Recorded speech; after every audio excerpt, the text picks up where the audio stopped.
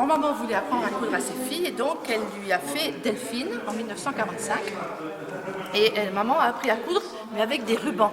Comme ça, il n'y a pas d'ourlet, parce que c'est ce qu'il y a de plus en kikinant, les ourlets. Et puis ensuite, ma maman a fait quelques robes et tout ça, et elle s'est inspirée. Alors, je ne sais pas si tu as déjà lu Les petites filles modèles de la comtesse de Ségur, mais Marguerite reçoit un jour une poupée et une petite commode à 3 tiroirs. Et dans le premier tiroir, il y avait un chapeau rond en paille, une capote en taffetas, une ombrelle, etc., etc. Et maman s'est amusée à reconstituer, enfin, à refaire un peu pareil. Elle n'a pas suivi exactement, mais à refaire pareil. Et tu vois, tout ça, et cette robe-là, elle a 15 jours. Elle a été faite spécialement pour Bauchy. Oui, il fallait une robe d'été avec une capote en paille, c'était quand même mieux que de venir avec une robe plus habillée. Tu as vu la dernière robe de Delphine? Ah oui, c'est vrai, elle a une dernière robe. Voilà, c'est celle-là. Elle est Celle-là. Ah ben, elle est pas mal. Elle est pas mal, oui. Oui. Elle est pas mal, avec Oui, sa ma capote soeur a en quand paille. même 84 ans. Oui, oui. Il faut le faire. Voilà, donc ça c'est vraiment le trousseau. Et à côté, on va laisser le photographe de...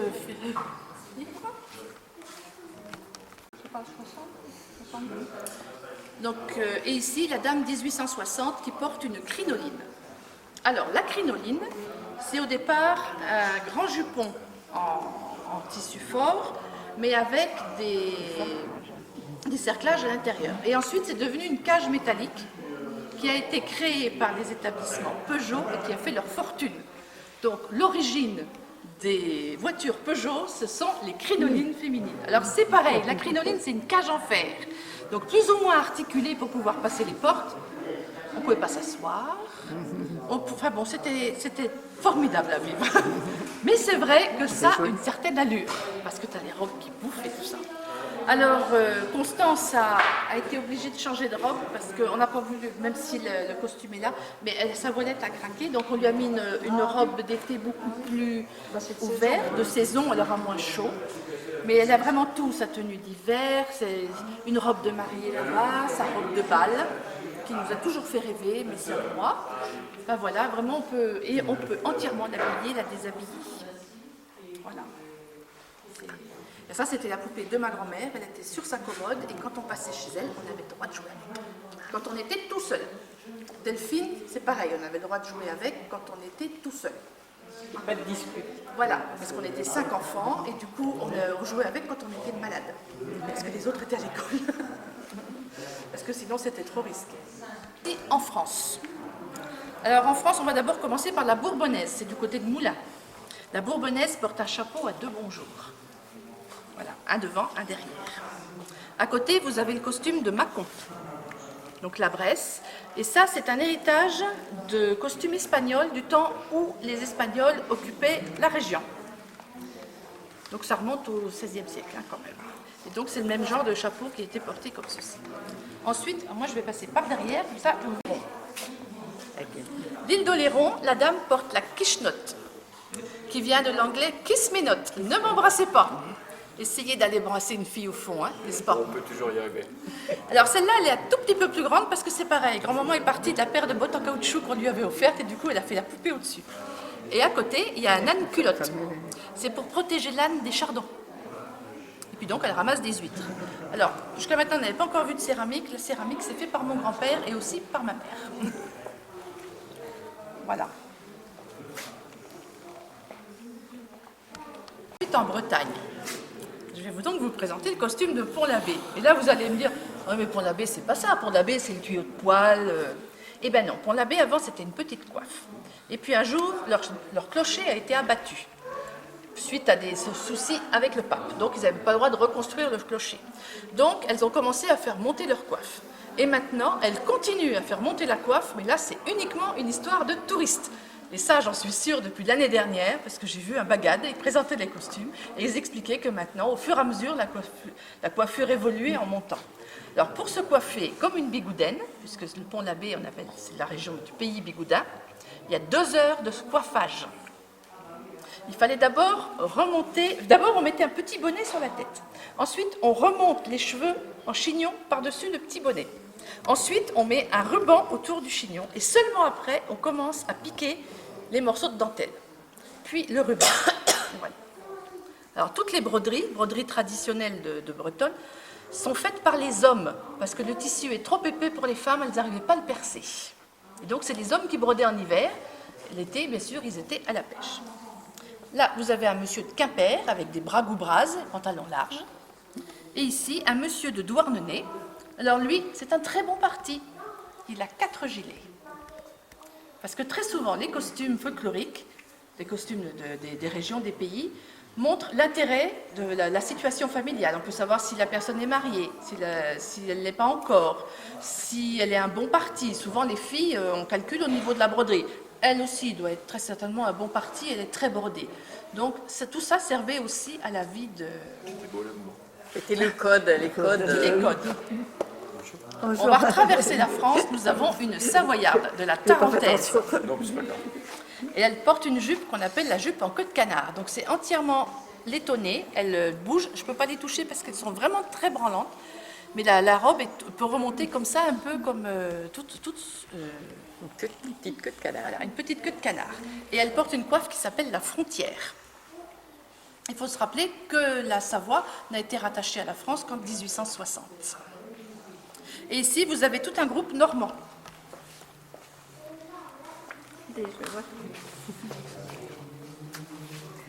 Alors, Honfleur, Saint-Lô, un monsieur.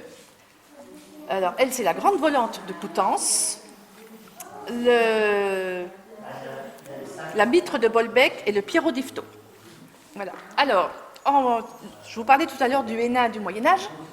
Donc, on retrouve le hennin sur les coiffes normandes, partout, et ensuite, elles l'ont agrémenté avec les dentelles, les tissus, etc. La Haute-Normandie, on voit le hennin. La Basse-Normandie, il est couvert. Comme quoi, les séparations de régions, ça avait quand même servi à quelque chose. Et le monsieur, lui, porte une biaude, elle est faite en 13 morceaux de tissu, et on l'use dans son œuf. Ce qui veut dire qu'on ne la lave jamais. Voilà. Ça, c'est pour nos petits Normands. Alors, nous voilà en Pyrénées, avec un berger des Pyrénées avec un grand manteau. Et il y a 3 ans, on a vu un groupe folklorique, et le berger est monté sur scène, il avait le manteau. Mais vraiment, c'était superbe. Et elle est de l'Ariège, de la vallée de Betmal. Et il faut surtout remarquer, ce sont ses sabots très pointus. Alors, il y a une légende qui raconte qu'une demoiselle qui était fiancée s'est quand même intéressée à quelqu'un d'autre. Et un jour, son fiancé lui a apporté ses sabots, très pointus, très beaux, mais avec le cœur de son amant piqué dessus. Eh oui. Mais ce genre d'histoire, on en trouve un peu partout, puisque le cirque de Coucy a fait sensiblement la même chose dans notre région.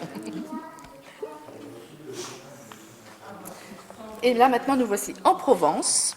Alors, avec une Marseillaise. Alors, le moulin à café, c'est pour rappeler que le café est arrivé en France par Marseille, par le port de Marseille. Ensuite, vous avez... Ah, j'ai un trou, celle-là. Donc, le monsieur. Et là, 2 Arlésiennes.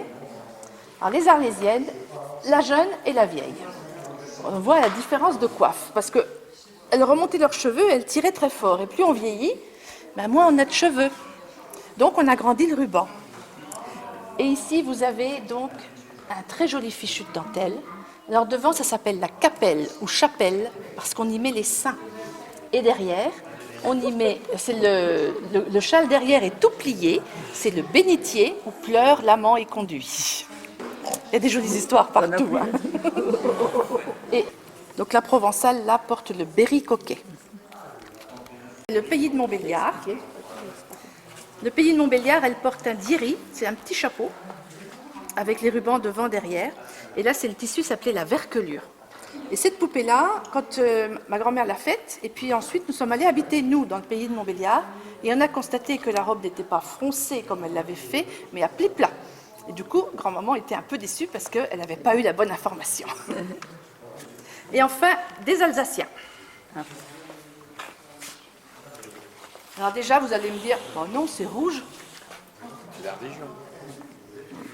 La région, oui, c'est La religion. La religion, voilà.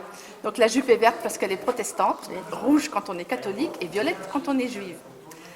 Le costume est parfaitement authentique puisque j'ai l'original à la maison, qui me vient de ma grand-tante, qui était de Niederbronn-les-Bains. Alors c'est pareil. Donc il y a une grande chemise qui va jusqu'en bas, avec la dentelle au poignet. Ensuite, on met un jupon noir en taffetas. Ensuite, la jupe avec un petit corselet qui monte juste là, juste en dessous des seins, avec des bretelles. Ensuite, on met cette superbe plaque. Alors, c'est pareil, plus ou moins brodée suivant le niveau de vie de la famille. Et après, on ajoute le col de dentelle, parce que le col de dentelle s'interchange. Souvent, les chemises, on les portait plusieurs jours, mais on ne mettait pas les grands cols de dentelle toute la journée. Ça coûte cher, c'est compliqué à nettoyer, etc. Et c'est pareil sur la tête, bien sûr, le tablier. Et sur la tête, vous avez un bonnet qui est tout brodé, un peu le même genre que celui-ci, sur lequel on vient fixer le flot. C'est comme ça que s'appelle le ruban. Avant la guerre de 70, le flot était broché, coloré, etc. Il y a déjà un livre avec des costumes dans l'entrée. Et puis en 70, elles ont pris le deuil. Parce que comme elles sont devenues allemandes, mais en 18, quand elles sont redevenues françaises, les flots s'étaient abîmés, ils avaient été mal rangés. En plus, bon, ils avaient quand même pas mal souffert. Et donc, elles ont ajouté la cocarde. Et c'est pour ça que maintenant, on voit des Alsaciennes avec des nœuds noirs, alors qu'avant, elles avaient des nœuds très riches. Voilà. Et un rouet qui est également la copie d'un rouet régional, que j'ai dans l'escalier aussi. Donc c'est vraiment, là je suis sûre que c'est vrai. Alors, la plupart des costumes ont été copiés au musée de l'Homme à Paris. Ils habitaient Paris, hein, c'était plus facile, il y a quand même plus de musées, des bibliothèques, toutes sortes de choses. Donc la Laponie, monsieur est marié, il a son bonnet, son pompon en avant. Les costumes sont un peu lâches parce qu'en hiver on est bourré de paille pour ne pas avoir froid. Et le berceau du bébé est en écorce de bambou.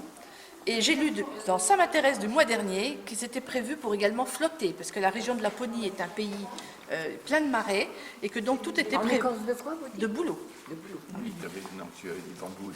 Oh, excusez-moi. Je me disais, là, il y a quelque chose qui... Surtout en Laponie, le bambou. Le bambou ne doit pas bien pousser là-bas. C'est le coup de bambou.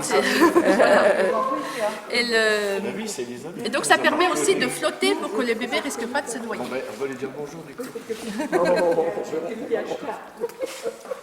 Ensuite, les Esquimaux. Alors, eux, habillés en peau de phoque. Bon, ça, Heureusement qu'elle n'a pas les costumes d'avant, parce que là, c'est Là, les Vertugadins, par exemple. Donc, c'est pareil, ils ont ces vêtements en fourrure très chauds. Le bébé ne quitte jamais le manteau de sa mère. Il est tout nu à l'intérieur. Et donc, elle peut le faire basculer vers le devant pour le nourrir sans souci. Et quand il faut le laver, eh ben, elle fait comme les animaux, elle le lèche. Ça fait bizarre, hein, je suis d'accord. Il n'y a avec pas toi. d'eau, tout est gelé. Ah bah de toute façon, elle est Tout est gelé, donc le seul moyen de protéger le bébé, c'est qu'il soit bien niché à l'intérieur du manteau de sa mère. Ensuite, nous avons un cow-boy, ça vous l'avez reconnu sans souci, avec des talons très hauts, de façon à bien s'ancrer dans le sol quand il veut bloquer une vache. Les Indiens, alors là, vraiment, c'est un grand chef avec il a fait plein de choses bien, parce que chaque plume représente un exploit. Et vous avez également le bébé qui, lui, vit plus debout. Voilà. Ça, c'est l'islandaise. Alors là, c'est de l'argent. Alors, les Islandaises sont toujours en noir. Parce que là-bas, comme c'est une petite île où on ne vit principalement que de la mer, on est toujours en deuil. Parce qu'il y a toujours un homme, quelqu'un qui a péri en mer. Donc, pratiquement, le costume est toujours en noir. Et à côté, une Hollandaise de Volendam. Alors lui, c'est un Tchèque. C'est un Tchèque. Voilà, mais c'est le même genre de costume qu'on trouve aussi au sud de la Pologne, dans le pays Goural. Donc c'est toujours ces chapeaux en feutre. C'est pareil, des petites chaussures en cuir et des pantalons très serrés. Un Écossais de la garde. Alors c'est pareil, celui-là il est arrivé dans la famille parce que papa a des origines écossaises. Alors le kilt est très compliqué, c'est vraiment tout un système de plis. Oui, bah, tchèque et slovaque, c'est juste à côté. c'est pas la même C'est pas chose. tchèque, c'est slovaque. C'est slovaque. Mais à cette époque-là, c'était tchécoslovaque. Voilà. Non. Bah, c'est nous quand même avons tchèque et un slovaque. problème sur un personnage parce que on sait qu'il est yougoslave, mais finalement on ne sait pas de quel pays. Parce qu'il a été fait à l'époque. Et ici, vous avez l'évolution du costume écossais à travers les âges. Alors, il manque le tout premier. Le tout premier s'habillait exclusivement de tatouages. Elle a renoncé. Bah, ils n'avaient pas froid. Alors, regardez bien les costumes. Elle n'avait pas le tissu écossais pour le rouge et pour le vert, donc elle l'a piqué à la machine. Voilà. Elle tricotait les chaussettes avec des épingles à cheveux, quand elle n'arrivait pas à trouver le tissu assez fin.